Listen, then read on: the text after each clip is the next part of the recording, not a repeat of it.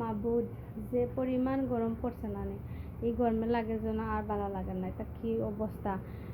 Europe country যদি ইলা গরম হয় তে বাংলাদেশের কিতা অবস্থা, বাংলাদেশের মানুষে কিতা করে হাল্লা ছাড়া কেউ কইতে পারে না।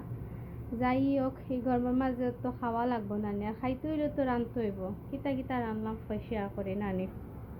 ফার্স্টে দেখাই ডিম বোনা করছি, তারপরে সার্ডিন পাকাইছি, আর আগর রুস্ট এক পিস আছিল, লেবু খাচ্ছি।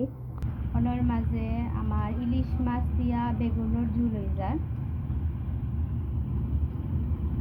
হাত করা দি গরুর মাংস বোনা পাকাইছি।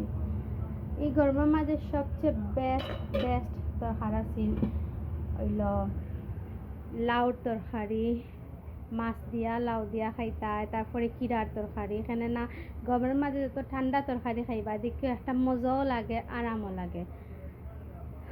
যাই হোক, রান্না শেষ করলাম। ভাত খাইলে পেটে বুকও লাগে গেছে, কিন্তু খুব কষ্ট হয়ে যায় এই গরমে, খাওয়ার মতো নাই। আর গরমের মাঝে রান্না বেশি কষ্ট।